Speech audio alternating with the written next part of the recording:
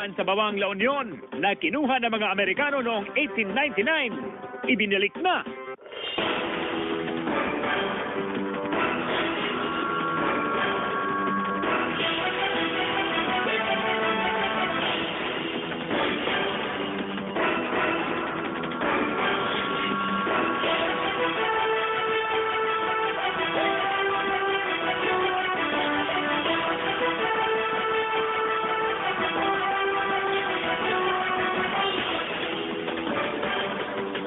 Magandang hapon, Hilaga at Gitnang Luzon. Formal lang inanunsyo ng Pag-asa na nagsimula na ang panahon ng tag-ulan. Umiiral ngayon sa Hilagang Luzon ang tail end of a cold front. Maulap na kalangitan na may mahina hanggang sa katamtamang mga pag-ulan at pulo-pulong pagsidlat, pagkulog ang mararanasan sa mga lalawigan ng Region 1, Tucar at Aurora. Mahina hanggang sa katamtamang hangin mula sa timog ang iiral sa Hilagang Luzon at Aurora, na may banayad hanggang sa katamtamang pag-alon ng karagatan. May namataang sama ng panahon sa West Philippine Sea, pero malabo raw itong pumasok sa PAR at maging isang ganap na bagyo. Kapuso, manatiling I am ready sa mga epekto ng pag-ulan. Samantala, ilang baybayin na sakop ng Anda at Bolinao, Pangasinan nakaranas ng fish kill. Ilang mangingisda napilitang mag-harvest sa takot na maapektuhan ang kanilang mga alaga. Balitang tinutukan live ni Joan Ponsoy. Joan! CJ, kinumpirma nga ng Municipal Agriculturist ng bayan ng Anda at Bolinao na nakaranas sila ng fish kill. Pero kung ikukumpara raw ito sa mga naranasang fish kill noong mga nakarang taon ay minimal na lamang itong naranasan nga na pagkamatay ng mga isda sa nasabing mga bayan. Naglutangan ng mga patay na bangus silang palisdaan sa bahaging Barangay Duway, Bolinao, Pangasinan. Sa kuhang larawan ng residenteng si Jordan Joshua Hetutuani Kaasi na ipinadala niya sa Balitamyanan Facebook fanpage. Apektado na raw sila dahil sa masangsang na amoy ng mga patay na isda. Dalawang barangay sa Bolinao apektado ng fish kill base sa tala ng Municipal Agriculture Office. Part of siguro yan dyan sa Luna and a part of Pilar. Naapektuhan na rin daw magi ang kalakalan ng isda sa bayan, pero tiniyak ng mga tindera na sariwa ang mga bangus na binibenta nila sa palengke. Ito, pag-harvest, ganito talaga siya, maputi. Nakita mo naman siya, maputi siya, at saka maputi. Pagka yung malambot na yung saka yung para bang durog siya, gano'n ang kataw. Pero ito hindi. Nakapagtala rin ng fish kill noong nakarang linggo sa Anda, Pangasinan ng katabing bayan ng Bolinao.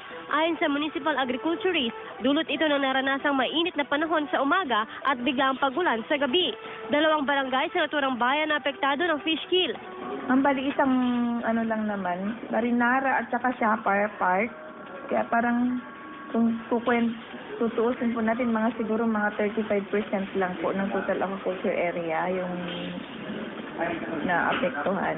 Bumaba ang presyo ng bangus sa Anda. May ilang mangingisda raw kasi na napilitang mag-harvest sa takot na maapektuhan ng fish kill ang kanilang mga alagang bangus. Bumaba ng 10 pesos yung dating kinukuha namin sa kanila na 90, ngayon 80, 85. Emergency harvest, kaya medyo bumaba. Ayon naman sa BFAR, bukod sa biglang pag-ulan, nakadagdag din sa pagkamatay ng mga bangus ang naranasang nip tide.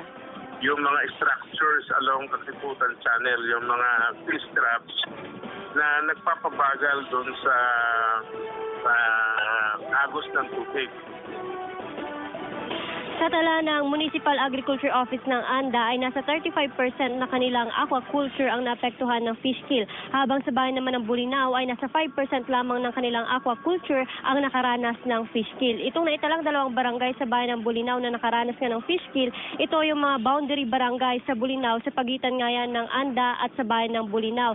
Mula raw kasi itong tubig na marumi mula yan sa Anda at nailagay nailagay naman sa bayan ng Bolinao. Minimal na lang daw itong naranasang epekto ng fish kill sa bayan ng Bolinao dahil alam naman daw ng mga mangingisda kung kailan talaga nararanasan itong panahon ng gataw. Bukod ba dyan ay nilimitahan na rin itong bilang ng mga fish cage sa mga ilog nga ng Bolinao. Taong 2014 naman daw ay hindi na nalagdagan itong bilang ng fish cage sa Kakiputan Channel sa may bahaging Anda. Ganun pa man, question pa rin ng BFAR-CJ na mas maganda at mas mainam pa rin na bawasan sana itong fish cage sa may Kakiputan Channel sa bahaging Anda. Paalala rin ng mga agrikulturista, mga mangisda, kapag okay na raw itong sukat ng mga bangus, ay mas mainam ng anihin ng ama ito nang sa ganun nga ay hindi na maapektuhan pa ng fish kill. Balik sa'yo, CJ.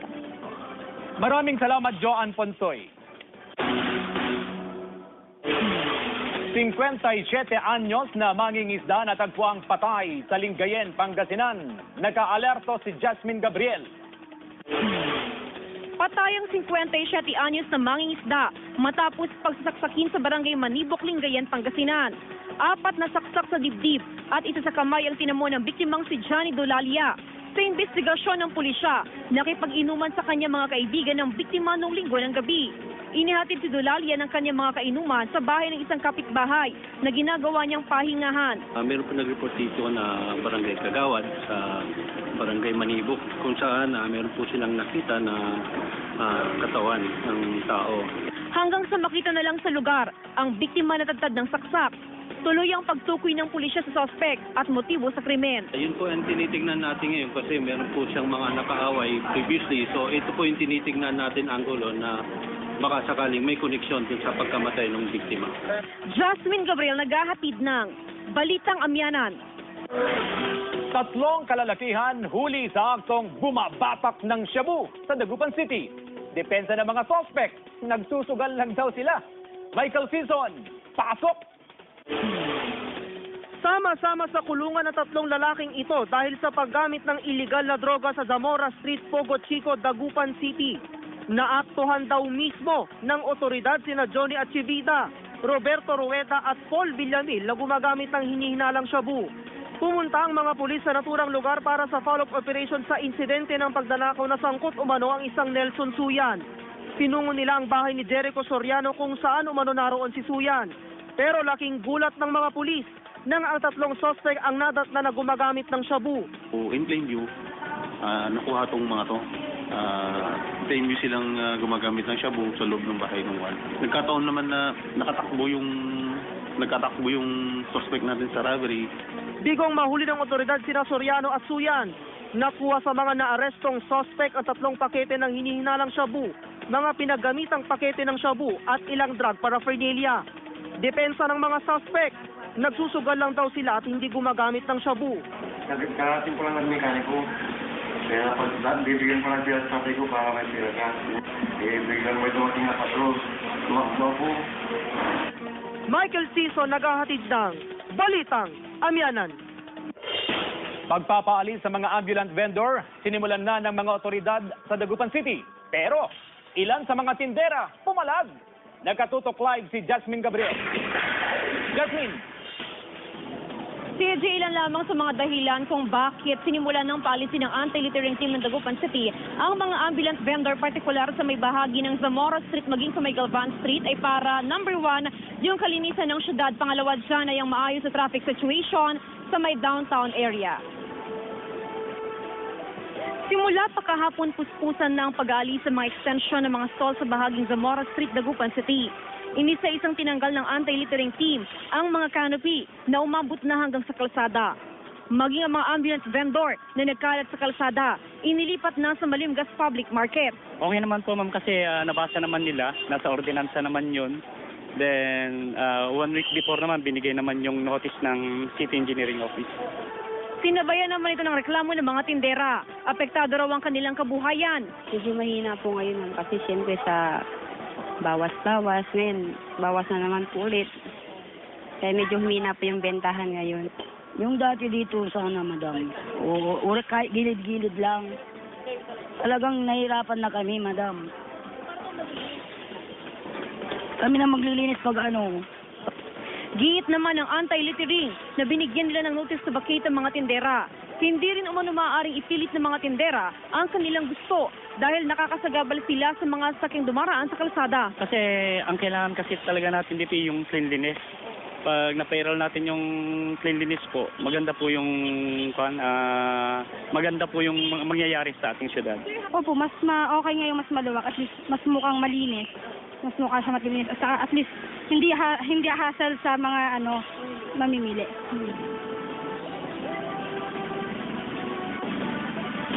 PJ, ilang araw matapos nga napalisin yung mga ambulance vendors sa may bahagi ng Zamora Street sa ngayon, ay maayos na yung traffic flow doon. Pero ayon nga sa anti-littering, pagsapit ng 4:30 ng hapon hanggang alas 10 ng gabi ay pinapayagan muna pansamantala yung mga tindera ng gulay na magtinda doon kumbaga parang humanitarian consideration daw dahil balik eskwela para magkaroon din ng enough na pera yung makabili ang gamit pang eskwela ng kanilang mga anak. Pero once na nag-start na, naalisin na rin yung mga pwesto ng Tianguet Food Street, particular sa June 6, ay talagang tatanggalin na lahat ng mga ambulance vendor doon. Maging sa may A.B. Fernandez Avenue, tatanggalin na rin at sila ilalagay na sa may bahagi naman ng Malimgas Public Market. Si Jay?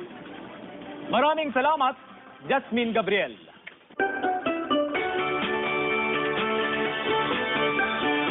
Beachgoers sa Bulinaw, Pangasinan, pumilit pa kahit pumasok na ang tag-ulan. Tungayan sa report ni John Punsoy. Formal nang idineklara ng Pag-asa ang pagpasok ng panahon ng tag-ulan sa bansa. Pero ang ilang turista at bisita sa Bulinaw, Pangasinan, hindi paawat sa kanilang huling hirit sa bakasyon. Kahit makulimlim ang panahon, sinadya pa rin ng mga bisita ang White Sand Beach sa Barangay Patar, Bulinaw, Pangasinan. Namasyal lang kami sa pinsan namin. Tapos napag-isipan namin dito. Kapag mainit yung sakit sa balat. Ngayon okay naman. Mula Enero hanggang Abril ngayong taon, tumaas sa 73,402 na bisita at turista ang naitala ng Bulinaw Municipal Tourism Office. Medyo marami pa naman ho tayong pumupuntang turista sa ngayon. And we are expecting pa po na madami pa pong pupunta. Hindi na umanusakop ng Tourism Office ang pagpapatupad ng discount rate sa mga hotel at resort sa bayan. Sariling desisyon ng mga pamunuan ang mga promo package. Pero ngayong parating na tag-ulan, bali, in-expect namin na kukunti yung guest na darating po. Discount po, naka-fixed rate po tayo, ma'am. Joan Punsoy naghahatid ng Balitang Amyanan. Kampana ng simbahan na kinuha ng mga Amerikano noong 1899, winalik na sa Bawang La Union. Narito ang report. Dumating na sa parokya ng St. Peter ang Paul Church sa Bawang La Union ang San Pedro Bell na kinuha ng mga sundalong Amerikano noong 1899 bilang war souvenir. Gawa ang San Pedro Bell sa pinaghalong ginto, sanso at bakal. May mga proof talaga na bell dito sa Bawang. Tsaka nakasulat din sa bell yung Bawang.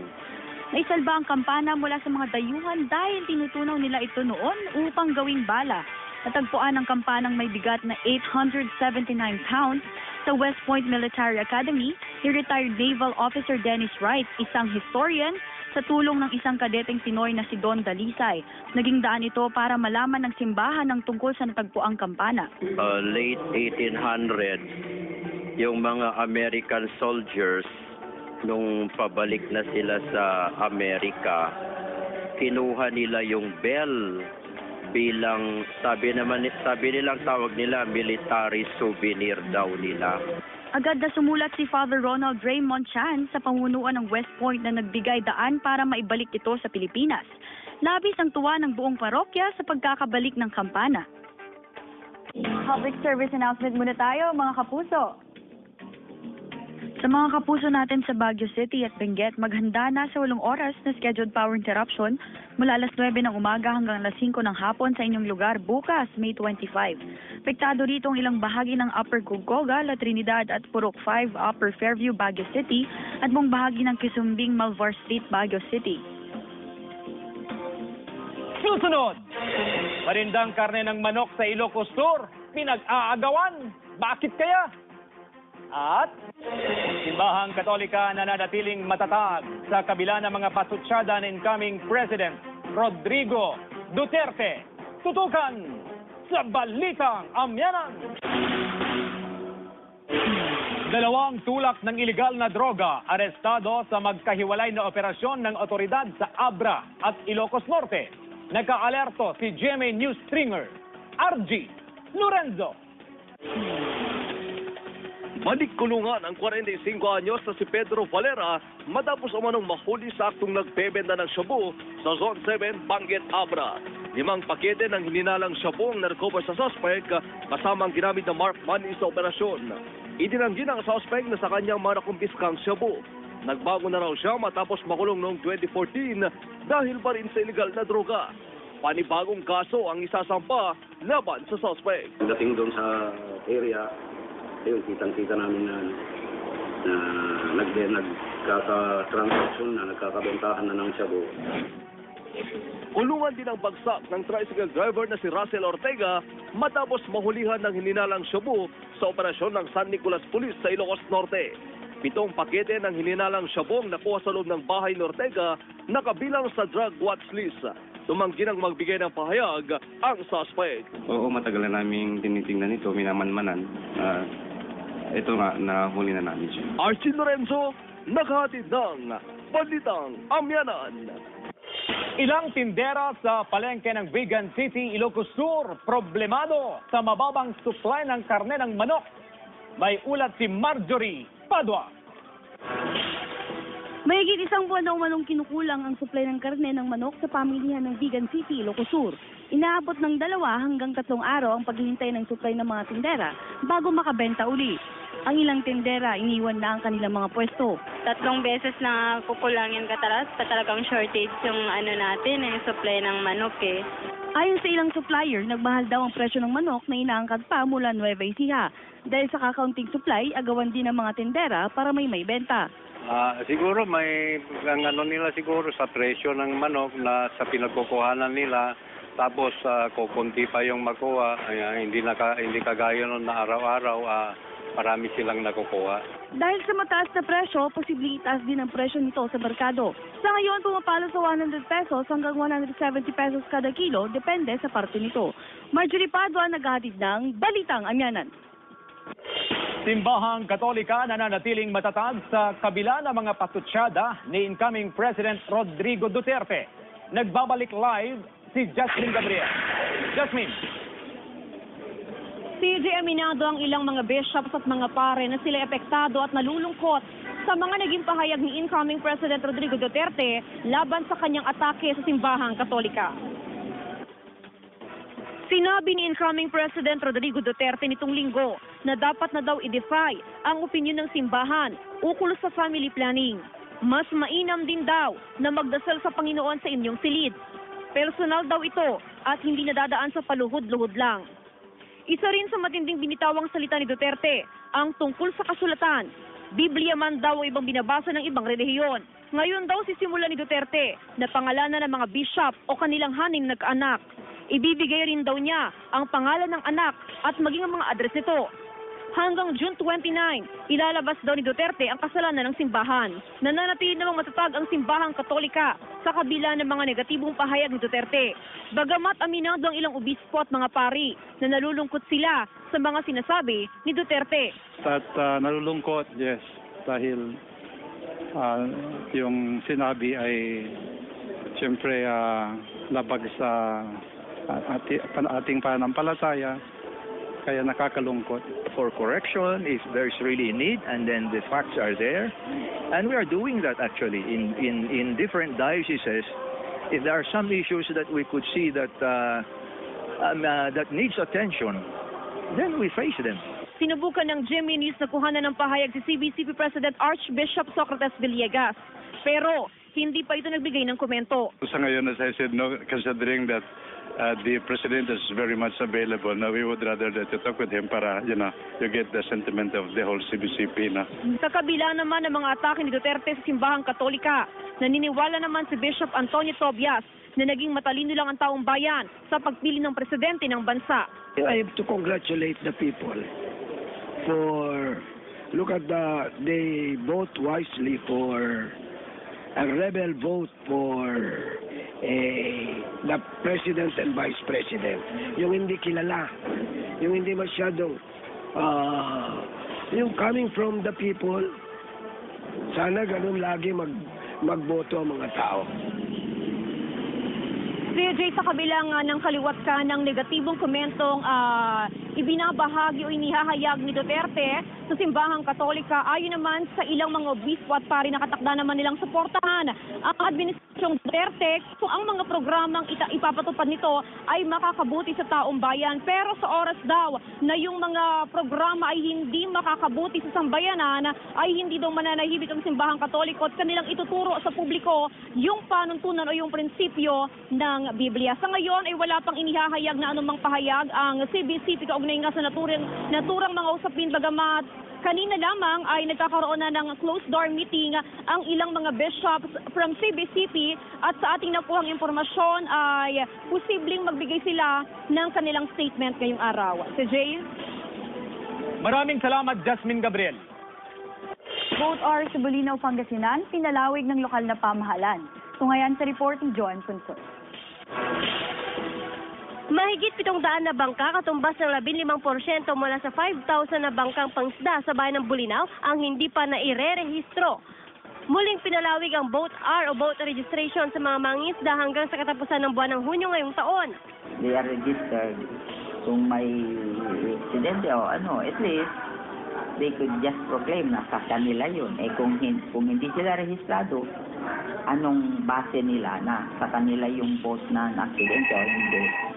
Sa Boat R, idinodokumento ng BFAR ang detalye ng bangka gaya ng kulay, sukat, number code, pangalan ng may-ari nito at mga kasamang mangingisda na pumapalaot. Personal na rin nagtutungo sa mga barangay mga kawani ng BFAR para sa Boat R. Meron at meron. Alam mo naman ang Pilipino. Kung makakalusot sila, ilulusot siya, di ba? Pero they do not know the benefit that they could get from it. Minsan na raw na nalagay sa peligro sa laot ang mangingisdang si Leo Hilendrino. Tumaob ang bangka nito at napadpad sa ibang bayan pero agad din niya itong nabawi dahil sa mga hawak na dokumento. Tapos masubukan pa namin na lumangoy. Tapos natatanggal po yung yung katig.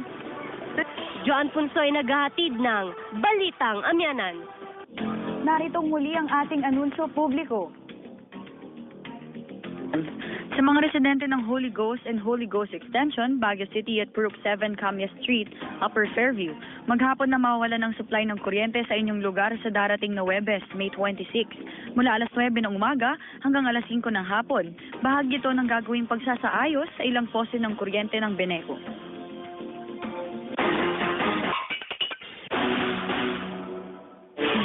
Arestado ng Mangaldan Police ang isang sorbetero dahil sa kasong panggagahasa. Paulit-ulit umanong hinalay ng akusado ang kanyang 4 na taong gulang na anak sa San Mateo, Rizal. Nangyari umano ang panggagahasa noong nakaraang taon. Itinanggi naman ng akusado ang paratang. So, non-bailable offense to. Na-implement natin kahapon, so arrested yung tao. Health Authority nagpaalala sa publiko na maging maingat sa pagbili ng school supplies na may mataas na lead content. Sundan sa ulat ni Jasmine Gabriel.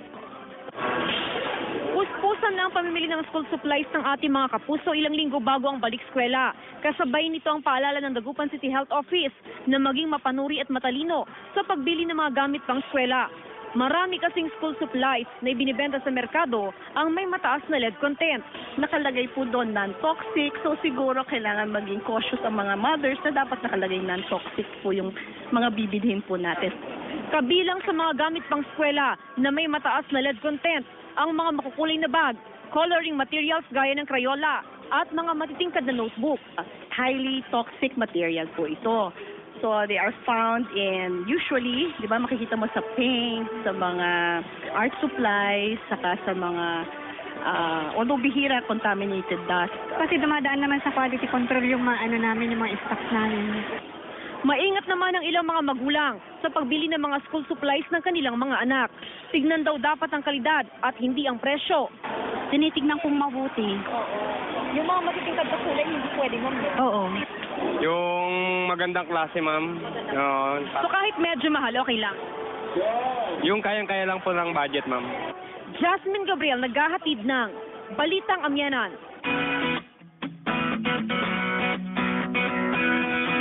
Puspusan ng pagsasaayos ng nasunog na gusali ng isang eskwelahan sa Lawag City, Ilocos Norte, ilang linggo bago ang pasukan. 6 na silid-aralan ang dapat ayusin para sa grade 5 at grade 6 pupils.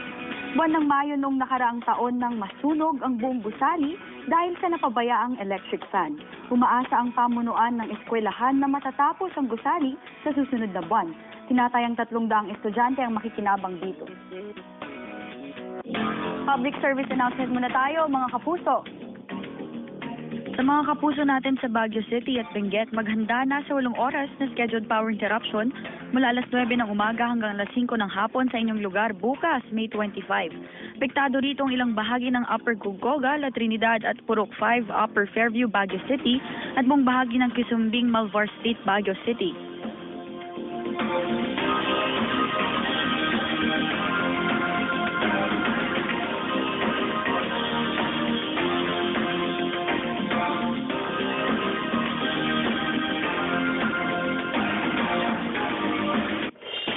At yan ang mga balitang hatid ng Tropa ng Katotohanan. Maraming salamat sa inyong pagtitiwala. Kasama si Faye Centeno. Ako po si CJ Torida at ito ang Balitang Amyanan.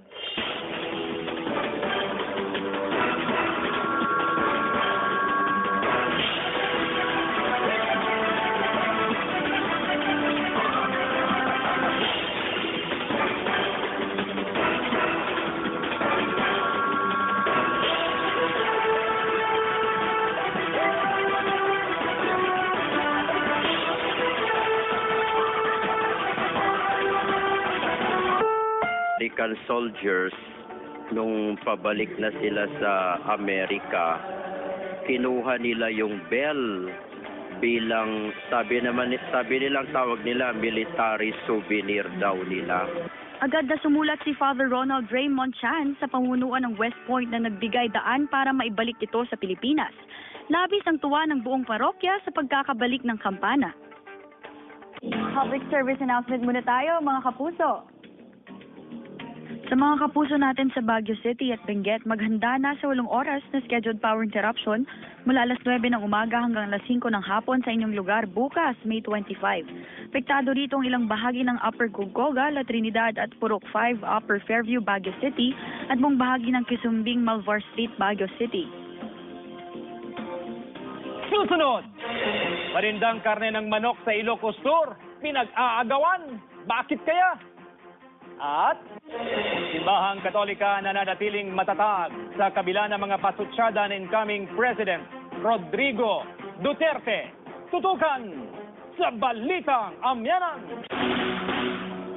2 tulak ng ilegal na droga arestado sa magkahiwalay na operasyon ng otoridad sa Abra at Ilocos Norte. Nagka-alerto si GMA News Stringer RG Lorenzo. Manikkulungan ang 45 anyos na si Pedro Valera matapos umanong mahuli sa aktong nagbebenta ng shabu sa Zone 7, Benguet, Abra. 5 pakete ng hininalang shabu ang na-recover sa suspect kasama ang ginamit na Mark money sa operasyon. Itinanggi ng suspect na sa kanyang manakumpiskang shabu. Nagbago na raw siya matapos makulong noong 2014 dahil pa rin sa illegal na droga. Panibagong kaso ang isasampa laban sa suspect. Dating doon sa area, ayun, kitang-kita namin na nagkaka-transaction na nagkakabentahan na ng shabu. Kulungan din ang bagsak ng tricycle driver na si Russell Ortega matapos mahulihan ng hininalang shabu sa operasyon ng San Nicolas Police sa Ilocos Norte. 7 pakete ng hininalang shabu ang nakuha sa loob ng bahay ni Ortega na kabilang sa drug watch list. Tumanggi nang magbigay ng pahayag ang suspect. Oo, matagal na namin tinitingnan ito, minamanmanan. Ito nga, nahuli na namin siya. Archie Lorenzo, naghahatid ng Balitang Amyanan. Ilang tindera sa palengke ng Vigan City, Ilocos Sur, problemado sa mababang supply ng karne ng manok. May ulat si Marjorie Padua. Mahigit 1 buwan na umanong kinukulang ang supply ng karne ng manok sa pamilihan ng Vigan City, Ilocos Sur.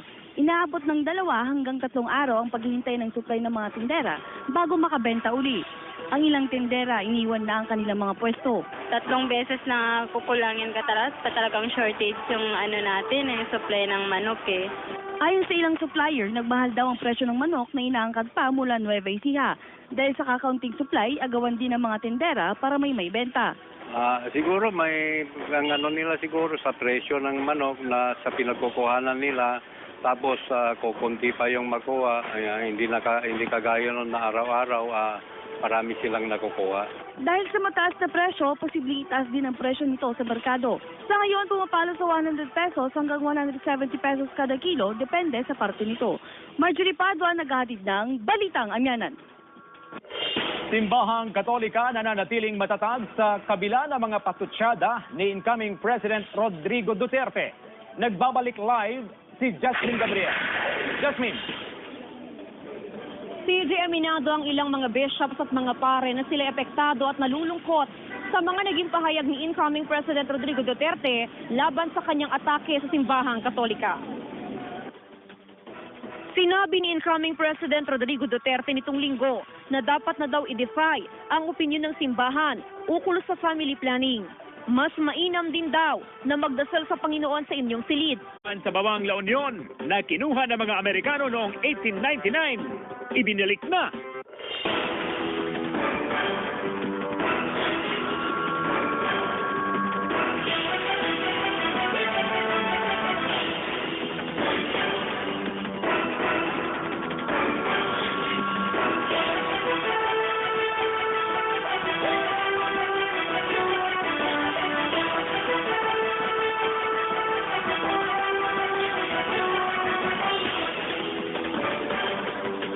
Magandang hapon, Hilaga at Gitnang Luzon.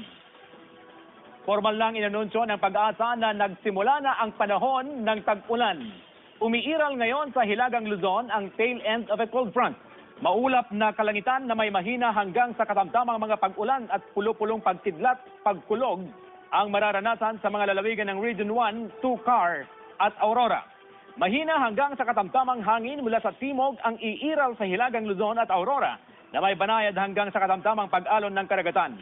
May namataang sama ng panahon sa West Philippine Sea, pero malabo raw itong pumasok sa PAR at maging isang ganap na bagyo. Kapuso, manatiling I am ready sa mga epekto ng pag-ulan. Samantala, ilang baybayin na sakop ng Anda at Bolinao, Pangasinan nakaranas ng fish kill. Ilang mangingisda napilitang mag-harvest sa takot na maapektuhan ang kanilang mga alaga. Balitang tinutukan live ni Joan Ponsoy. Joan! CJ, kinumpirma nga ng Municipal Agriculturist ng bayan ng Anda at Bolinao na nakaranas sila ng fish kill. Pero kung ikukumpara raw ito sa mga naranasang fish kill noong mga nakarang taon ay minimal na lamang itong naranasan nga na pagkamatay ng mga isda sa nasabing mga bayan. Naglutangan ng mga patay na bangus sa ilang palisdaan sa bahaging Barangay Duway, Bolinao, Pangasinan. Nakuha ang larawan ng residenteng si Jordan Joshua Hetutuani Kaasi na ipinadala niya sa Balitamyanan Facebook fanpage. Apektado na raw sila dahil sa masangsang na amoy ng mga patay na isda. 2 barangay sa Bolinao apektado ng fish kill base sa tala ng Municipal Agriculture Office. Part of siguro yan dyan sa Luna and a part of Pilar. Naapektuhan na rin daw ang kalakalan ng isda sa bayan, pero tiniyak ng mga tindera na sariwa ang mga bangus na binibenta nila sa palengke. Ito, pag-harvest, ganito talaga siya, maputi. Nakita mo naman siya, maputi siya. At saka maputi. Pagka yung malambot na yung kasi yung para bang durog siya, ganon ang gataw. Pero ito hindi. Nakapagtala rin ng fish kill noong nakarang linggo sa Anda, Pangasinan ng katabing bayan ng Bolinao. Ayon sa Municipal Agriculturist, dulot ito ng naranasang mainit na panahon sa umaga at biglang pagulan sa gabi. 2 barangay sa naturang bayan na apektado ng fish kill. Ang bali isang lang naman, Marinara at saka Shapar Park. Kaya parang kung tutuusin po natin siguro mga 35% lang po ng total agriculture area yung na apektuhan. Bumaba ang presyo ng bangus sa Anda. May ilang mangingisda raw kasi na napilitang mag-harvest sa takot na maapektuhan ng fish kill ang kanilang mga alagang bangus. Bumaba ng 10 pesos yung dating kinukuha namin sa kanila na 90, ngayon 80, 85. Emergency harvest, kaya medyo bumaba. Ayon naman sa BFAR, bukod sa biglang pag-ulan, nakadagdag din sa pagkamatay ng mga bangus ang naranasang nip tide. Yung mga structures along Katiputan Channel, yung mga fish traps na nagpapabagal doon sa agos ng tubig.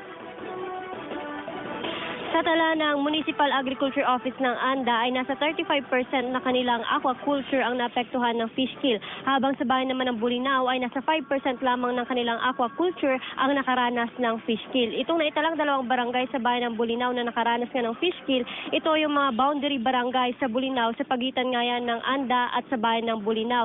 Mula raw kasi itong tubig na marumi mula yan sa ANDA at nailagay nailagay naman sa bayan ng Bulinaw. Minimal na lang daw itong naranasang epekto ng fish kill sa bayan ng Bulinaw dahil alam naman daw ng mga mangingisda kung kailan talaga nararanasan itong panahon ng gataw. Bukod ba dyan ay nilimitahan na rin itong bilang ng mga fish cage sa mga ilog nga ng Bulinaw. Taong 2014 naman daw ay hindi na nalagdagan itong bilang ng fish cage sa Kakiputan Channel sa may bahaging ANDA. Ganun pa man, question pa rin ng BFAR-CJ na mas maganda at mas mainam pa rin na bawasan sana itong fish cage sa may Kakiputan Channel sa bahaging ANDA. Paalala rin ng mga agrikulturist sa mga mangingisda kapag okay na raw itong sukat ng mga bangus ay mas mainam ng anihin ng mga ito nang sa ganun nga ay hindi na maapektuhan pa ng fish kill. Balik sa iyo, CJ. Maraming salamat, Joan Ponsoy.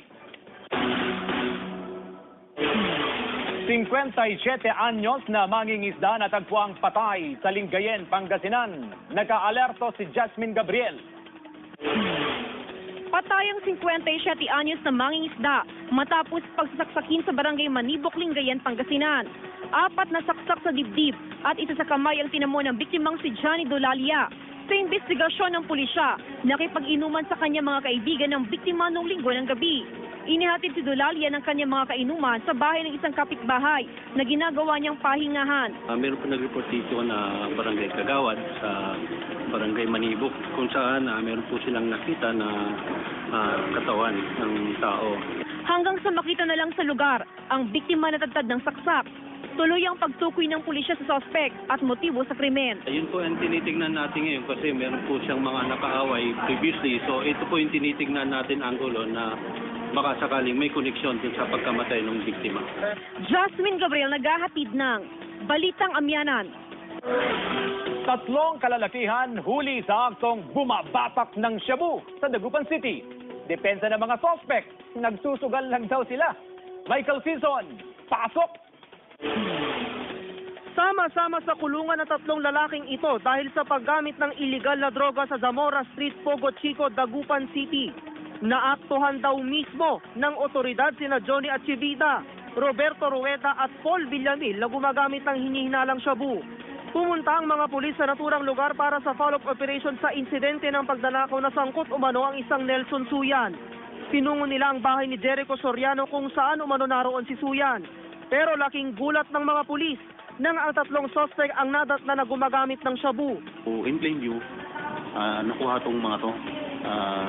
Plain view silang gumagamit ng shabu sa loob ng bahay ng one. Nagkataon naman na nakatakbo yung suspect natin sa robbery. Bigong mahuli ng otoridad sina Soriano at Suyan. Nakuha sa mga naarestong suspect ang 3 pakete ng hinihinalang shabu, mga pinagamitang pakete ng shabu at ilang drug paraphernalia. Depensa ng mga suspect, nagsusugal lang daw sila at hindi gumagamit ng shabu. Karating ko lang ng mekaniko. Kaya pag bibigyan ko lang sila sa ko para may sila ka. Bigyan mo dumating na patrol. Tumakbo po. Michael Season naghahatid ng Balitang Amyanan. Pagpapaalis sa mga ambulant vendor, sinimulan na ng mga otoridad sa Dagupan City. Pero ilan sa mga tindera pumalag. Nagkatutok live si Jasmine Gabriel. Jasmine! CJ, ilan lamang sa mga dahilan kung bakit sinimulan ng policy ng anti-littering team ng Dagupan City ang mga ambulant vendor, partikular sa may bahagi ng Zamora Street maging sa may Galvan Street ay para, number 1, yung kalinisan ng syudad. Pangalawa dyan ay ang maayos sa traffic situation sa may downtown area. Simula pa kahapon puspusan ng pag-aalis sa mga extension ng mga stall sa bahaging Zamora Street, Dagupan City. Inisa-isang tinanggal ng anti-littering team ang mga canopy na umabot na hanggang sa kalsada. Maging ang mga ambulance vendor na nagkalat sa kalsada, inilipat na sa Malimgas Public Market. Okay naman po ma'am kasi nabasa naman nila. Personal daw ito at hindi nadadaan sa paluhod-luhod lang. Isa rin sa matinding binitawang salita ni Duterte ang tungkol sa kasulatan. Biblia man daw o ibang binabasa ng ibang relihiyon. Ngayon daw sisimula ni Duterte na pangalanan ng mga bishop o kanilang haning nagkaanak. Ibibigay rin daw niya ang pangalan ng anak at maging ang mga address nito. Hanggang June 29, ilalabas daw ni Duterte ang kasalanan ng simbahan. Nananatili namang matatag ang simbahang Katolika sa kabila ng mga negatibong pahayag ni Duterte. Bagamat aminado ang ilang obispo at mga pari na nalulungkot sila sa mga sinasabi ni Duterte. At nalulungkot, yes, dahil yung sinabi ay siyempre labag sa ating pananampalataya, kaya nakakalungkot. For correction, if there's really a need, and then the facts are there, and we are doing that actually in different dioceses. If there are some issues that we could see that that needs attention, then we face them. Sinubukan ng GMA News na kuhanan ng pahayag si CBCP President Archbishop Socrates Villegas.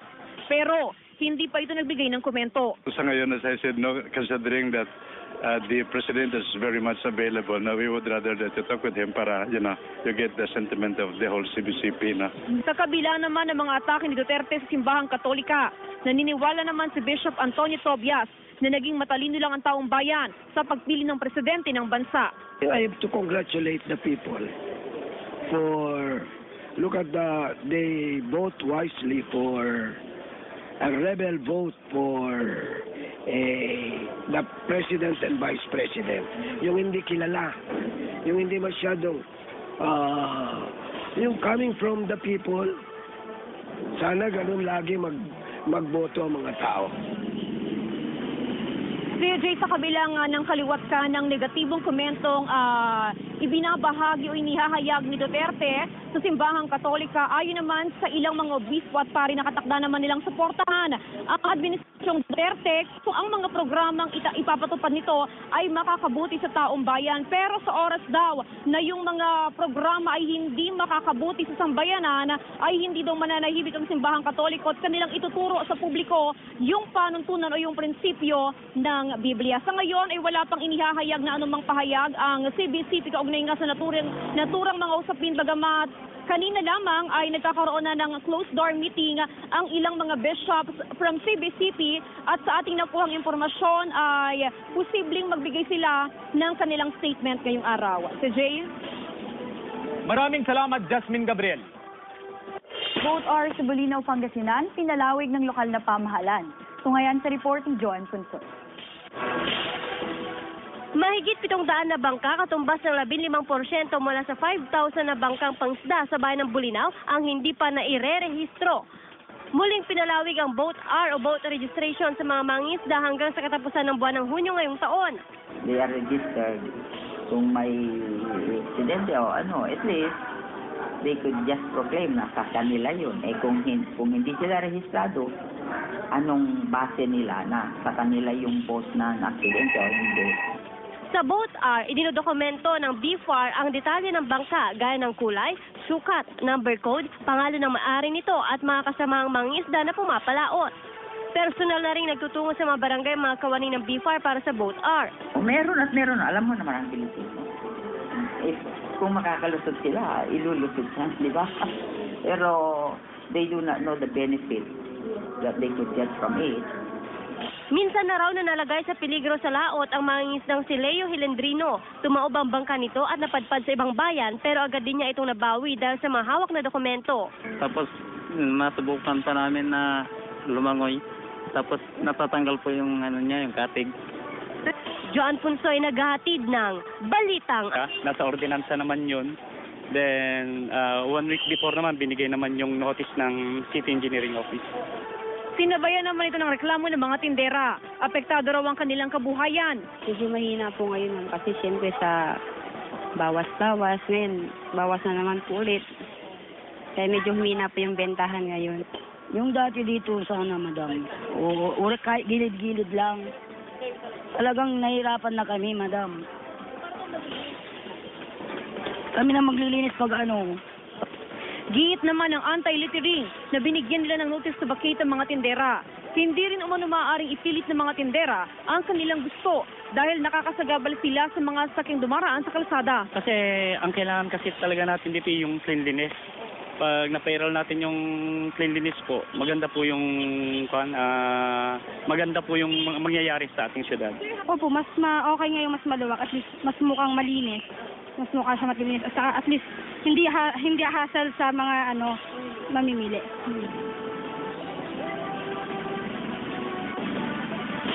PJ, ilang araw matapos nga napalisin yung mga ambulance vendors sa may bahagi ng Zamora Street sa ngayon, ay maayos na yung traffic flow doon. Pero ayon nga sa anti-littering, pagsapit ng 4:30 ng hapon hanggang alas 10 ng gabi ay pinapayagan muna pansamantala yung mga tindera ng gulay na magtinda doon, parang humanitarian consideration daw, dahil balik eskwela para magkaroon din ng enough na pera yung makabili ang gamit pang eskwela ng kanilang mga anak. Pero once na nag-start na, naalisin na rin yung mga pwesto ng Tianguet Food Street, particular sa June 6, ay talagang tatanggalin na lahat ng mga ambulance vendor doon. Maging sa may A.B. Fernandez Avenue, tatanggalin na rin at sila ilalagay na sa may bahagi naman ng Malimgas Public Market. Si Jay? Maraming salamat, Jasmine Gabriel.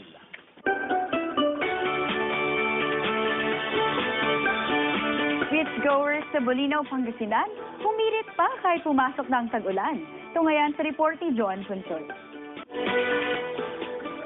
Formal nang idineklara ng Pag-asa ang pagpasok ng panahon ng tag-ulan sa bansa. Pero ang ilang turista at bisita sa Bulinaw, Pangasinan, hindi pa awas sa kanilang huling hirit sa bakasyon. Kahit makulimlim ang panahon, sinadya pa rin ng mga bisita ang White Sand Beach sa Barangay Patar, Bulinaw, Pangasinan. Namasyal lang kami sa pinsan namin. Tapos napag-isipan namin dito. Kapag mainit yung sakit sa balat. Ngayon okay naman. Mula Enero hanggang Abril ngayong taon, tumaas sa 73,402 na bisita at turista ang naitala ng Bulinaw Municipal Tourism Office. Medyo marami pa naman tayong pumupuntang turista sa ngayon. And we are expecting pa po na madami pa pong pupunta. Hindi na umano sakop ng Tourism Office ang pagpapatupad ng discount rate sa mga hotel at resort sa bayan. Sariling desisyon ng mga pamunuan ang mga promo package. Pero ngayong parating na tag-ulan, bali in-expect namin na kukunti yung guest na darating po. Discount po, naka-fixed rate po tayo, ma'am. Joan Punsoy, naghahatid ng Balitang Amyanan. Kampana ng simbahan na kinuha ng mga Amerikano noong 1899, winalik na sa Bawang La Union. Narito ang report. Dumating na sa parokya ng St. Peter ang Paul Church sa Bawang La Union ang San Pedro Bell na kinuha ng mga sundalong Amerikano noong 1899 bilang war souvenir. Gawa ang San Pedro Bell sa pinaghalong ginto, sanso at bakal. May mga proof talaga na bell dito sa bawang. Saka nakasulat din sa bell yung bawang. Naisalba ang kampana mula sa mga dayuhan dahil tinutunaw nila ito noon upang gawing bala. Natagpuan ang kampanang may bigat na 879 pounds sa West Point Military Academy ni retired Naval Officer Dennis Wright, isang historian, sa tulong ng isang kadeteng Pinoy na si Don Dalisay. Naging daan ito para malaman ng simbahan ng tungkol sa natagpuang kampana. Late 1800, yung mga